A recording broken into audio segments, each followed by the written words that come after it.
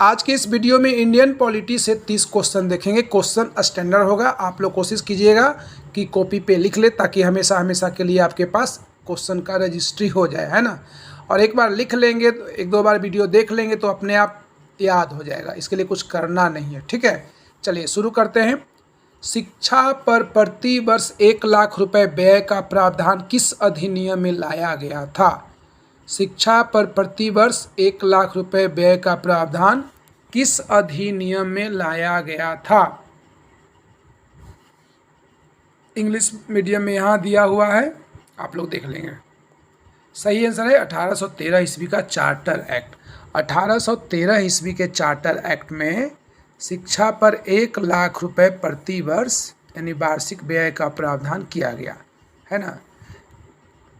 इसी अधिनियम में ईसाई मिशनरियों को भारत में धर्म प्रचार करने की आज्ञा दी गई थी।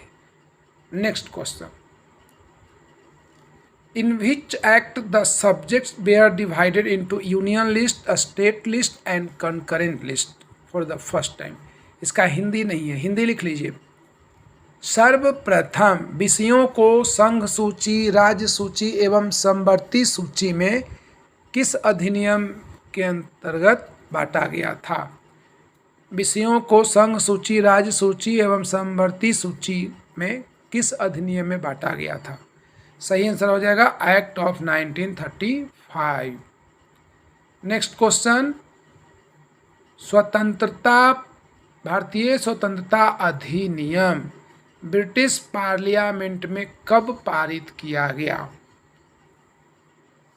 भारतीय स्वतंत्रता अधिनियम ब्रिटिश पार्लियामेंट में 18 जुलाई 1947 को पारित हुआ।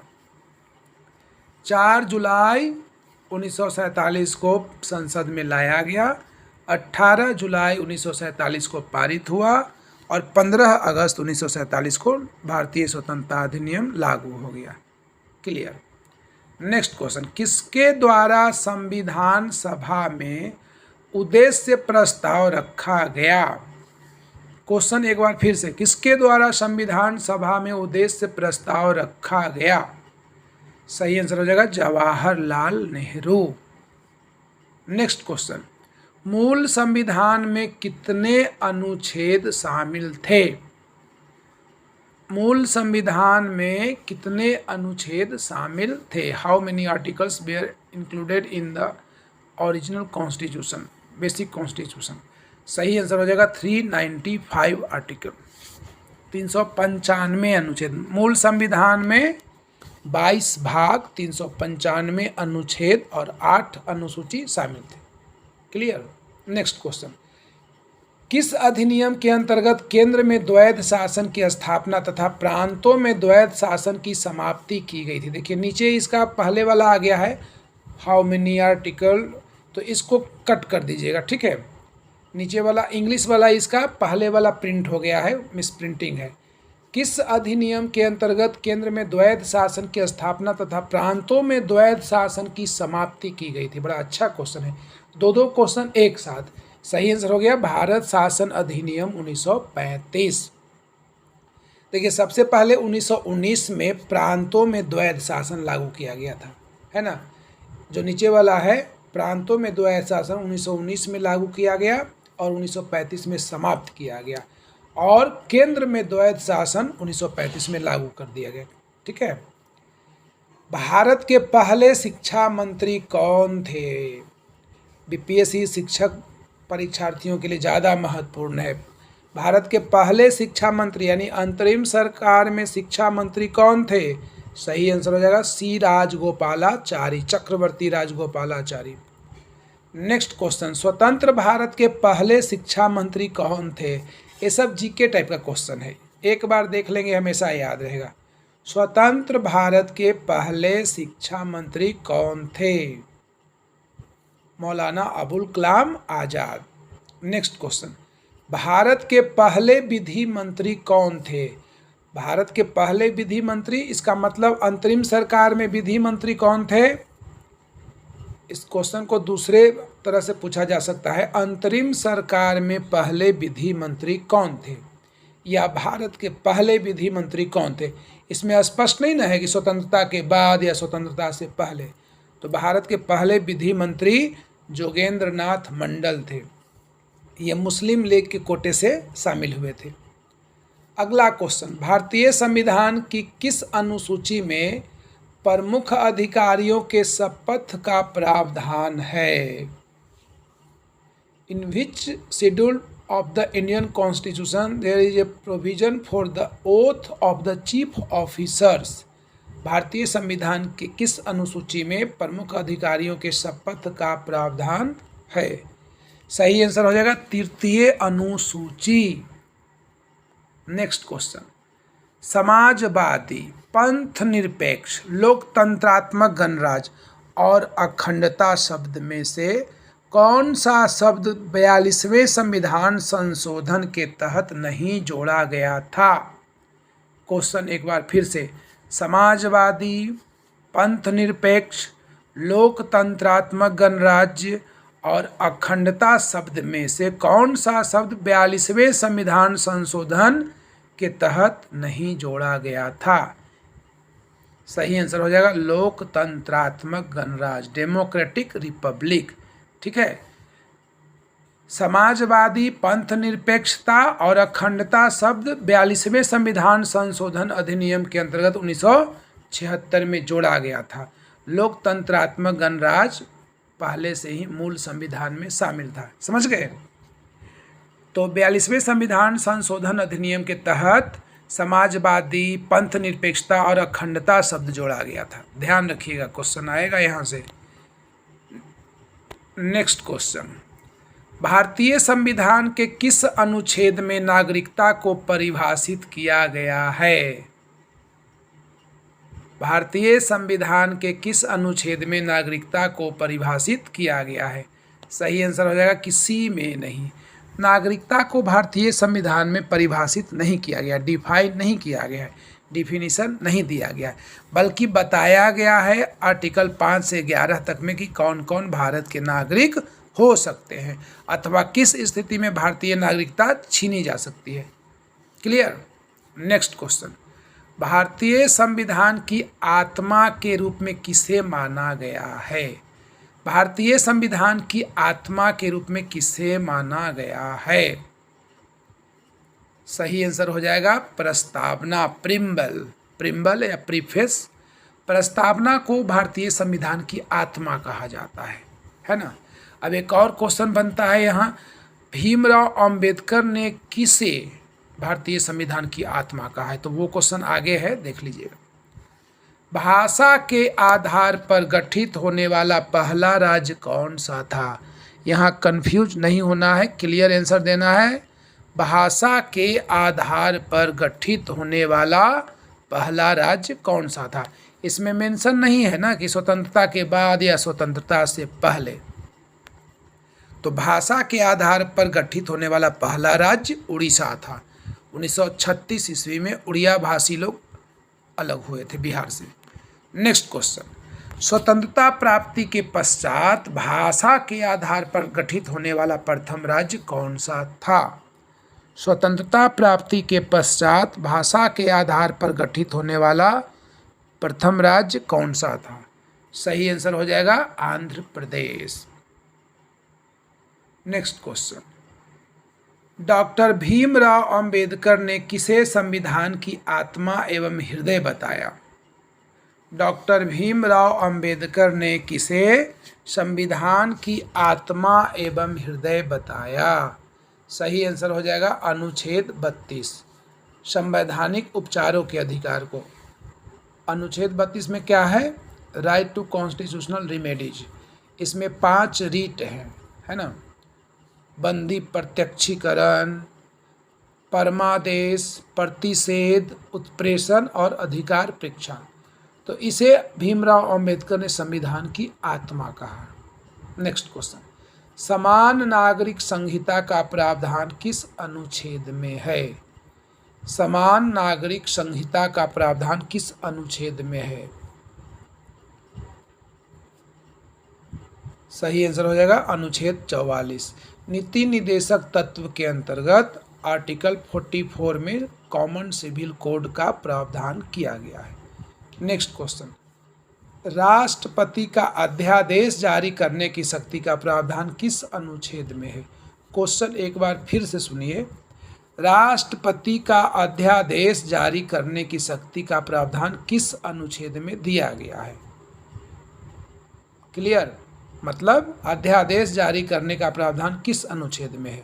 सही आंसर हो जाएगा 1, 2, 3, अनुच्छेद 123।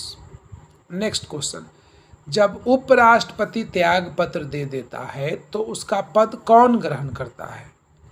क्वेश्चन एक बार फिर से, जब उपराष्ट्रपति त्याग पत्र दे देता है तो उसका पद कौन ग्रहण करता है? सही आंसर हो जाएगा कोई नहीं। राष्ट्रपति जब त्याग पत्र देता है तो उसका पद उपराष्ट्रपति ग्रहण करता है। उपराष्ट्रपति का पद इसी के लिए है ही, आपातकालीन पद है उपराष्ट्रपति। जब भी राष्ट्रपति का पद रिक्त होगा तो उपराष्ट्रपति उसको फुलफिल करेगा, लेकिन उपराष्ट्रपति का पद अगर रिक्त हो जाए तो कोई फुलफिल नहीं करता है। उपराष्ट्रपति के लिए हमेशा नया चुनाव होता है। क्लियर? हाँ, उपराष्ट्रपति राज्यसभा का सभापति भी होता है, तो इस स्थिति में राज्यसभा के सभापति का कार्य उपसभापति देखेगा। क्लियर? नेक्स्ट क्वेश्चन, भारतीय संसद का उच्च सदन कौन सा है? बड़ा आसान क्वेश्चन है। भारतीय संसद का उच्च सदन, अपर हाउस, कौन सा है? सही आंसर हो जाएगा राज्यसभा। राज्यसभा उच्च सदन है। नेक्स्ट क्वेश्चन, राज्यसभा का कार्यकाल कितने वर्षों का होता है?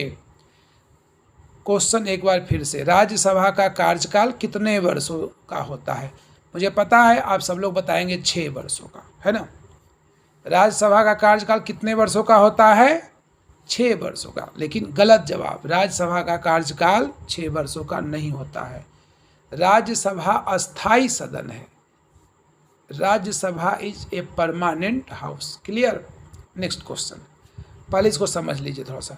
राज्यसभा अस्थाई सदन है, इसका विघटन नहीं होता है। राज्यसभा के सदस्यों का कार्यकाल 6 साल का होता है। लोकसभा का कार्यकाल 5 साल का होता है। उसके बाद लोकसभा का विघटन हो जाता है, नया चुनाव होता है।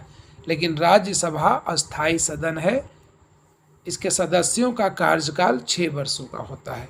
1/3 सदस्य प्रति दूसरे वर्ष रिटायर होते हैं और उतने ही शामिल हो जाते हैं।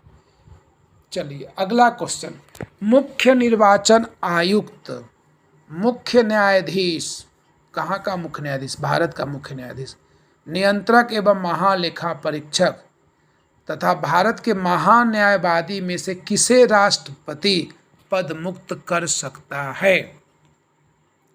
क्वेश्चन एक बार फिर से, मुख्य निर्वाचन आयुक्त, मुख्य न्यायाधीश, नियंत्रक एवं महालेखा परीक्षक तथा भारत के महान्यायवादी में से किसे राष्ट्रपति पद मुक्त कर सकता है? सही आंसर हो जाएगा भारत के महान्यायवादी को।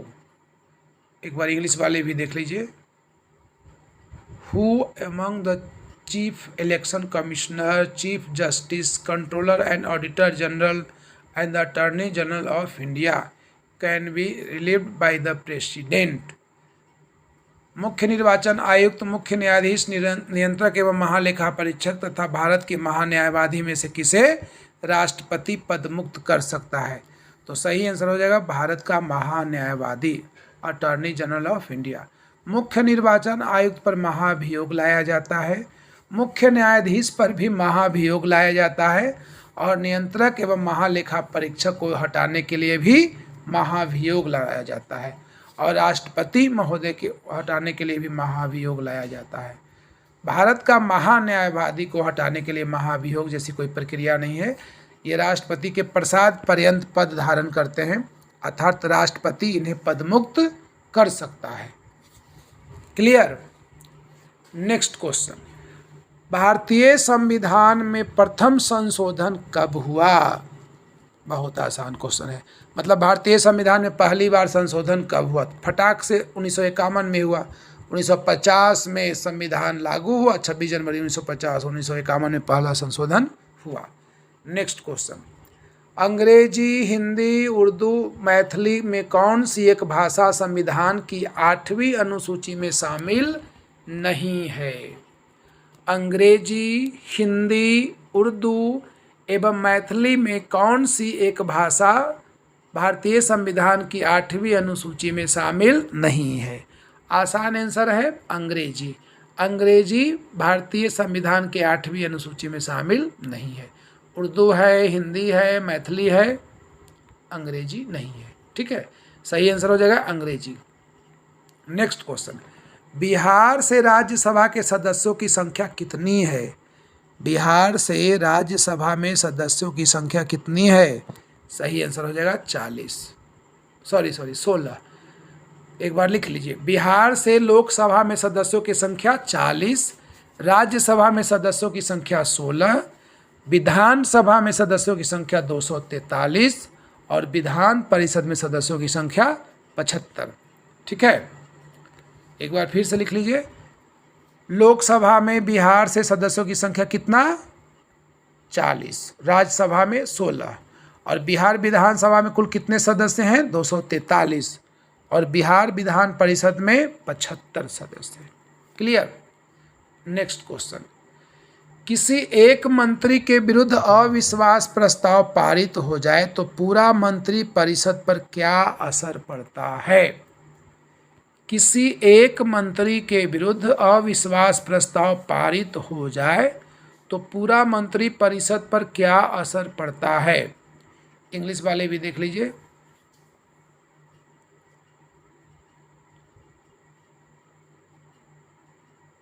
सही आंसर हो जाएगा पूरा मंत्री परिषद बर्खास्त हो जाता है। चलिए एक बार इसको बढ़िया से देख लेते हैं। मंत्री परिषद का कोई भी एक सदस्य के विरुद्ध या मुख्यमंत्री के विरुद्ध या पूरे मंत्री परिषद के विरुद्ध जब अविश्वास प्रस्ताव पारित हो जाएगा, नॉन कॉन्फिडेंस मोशन, तो पूरा मंत्री परिषद ध्वस्त हो जाएगा। फिर नए सिरे से मंत्री परिषद का गठन होगा, है ना। लोकसभा या विधानसभा सुरक्षित रहेगा। लेकिन अगर कोई एक मंत्री इस्तीफा दे देता है तो मंत्री परिषद सुरक्षित रहेगा। लेकिन अगर प्रधानमंत्री इस्तीफा दे देते हैं तो मंत्री परिषद का विघटन हो जाएगा। ध्यान रखिएगा, एक मंत्री इंडिविजुअल इस्तीफा देगा तो मंत्री परिषद सेफ है।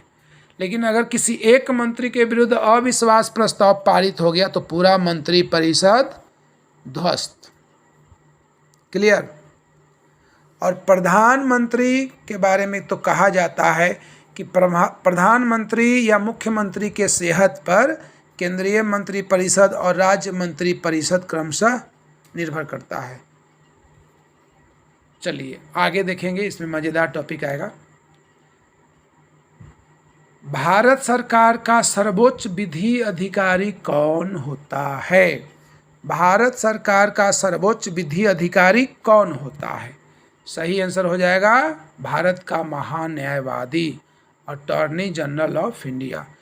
भारत का महान्यायवादी भारत सरकार का सर्वप्रथम विधिक अधिकारी होता है। क्लियर। नेक्स्ट क्वेश्चन, भारत की संचित निधि पर किसका नियंत्रण होता है? क्वेश्चन दूसरे अर्थ में भी आ सकता है, भारत की संचित निधि से कौन व्यय कर सकता है ना। भारत की संचित निधि पर किसका नियंत्रण होता है? सही आंसर हो जाएगा संसद, पार्लियामेंट। भारत की संचित निधि पर पार्लियामेंट का नियंत्रण होता है। नेक्स्ट क्वेश्चन, लोकसभा अध्यक्ष किसके समक्ष शपथ लेता है? लोकसभा अध्यक्ष किसके समक्ष शपथ लेता है? सही आंसर हो जाएगा किसी के समक्ष नहीं। लोकसभा का अध्यक्ष शपथ नहीं लेता है, वह लोकसभा के सदस्य के रूप में पहले ही ऑलरेडी शपथ ले लेता है, इसलिए लोकसभा अध्यक्ष के रूप में वो शपथ दोबारा नहीं लेता है। क्लियर। लोकसभा का अध्यक्ष वही होता है जो लोकसभा का सदस्य होता है। तो जब एक बार सदस्य के रूप में वो शपथ ले लेता है तो फिर लोकसभा अध्यक्ष के रूप में शपथ लेने की आवश्यकता नहीं रहती है। लोकसभा अध्यक्ष लोकसभा के समस्त व्यापार मतलब समस्त कार्यों का संचालन करता है। चलिए अगला टॉपिक, राष्ट्रपति पर महाभियोग की प्रक्रिया किस देश के संविधान से ग्रहण किया गया है?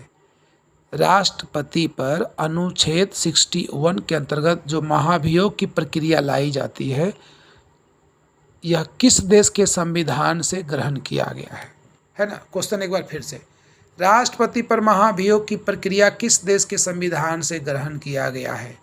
सही आंसर हो जाएगा यूएसए। राष्ट्रपति पर महाभियोग की प्रक्रिया यूएसए के संविधान से लिया गया है। तो इस प्रकार 30 महत्वपूर्ण क्वेश्चन हम देख लिए और यह काम अनवरत जारी रहेगा, प्रत्येक दिन एक नया सब्जेक्ट से। इसी तरह सर्कुलर मोशन में 30-30 क्वेश्चन आप लोग को अपलोड करते रहेंगे। आप लोग को चाहिए कि पेपर कॉपी कलम ले ले, नोट कर ले क्वेश्चन को, क्योंकि क्वेश्चन काफ़ी इम्पोर्टेंट होता है। अलूल जलूल क्वेश्चन उठा के इधर उधर से नहीं डाल रहे हैं। जो भी क्वेश्चन है वो VVI है, इम्पोर्टेंट है, P/Q है, आ सकता है परीक्षा में। ठीक है, best of luck, good night.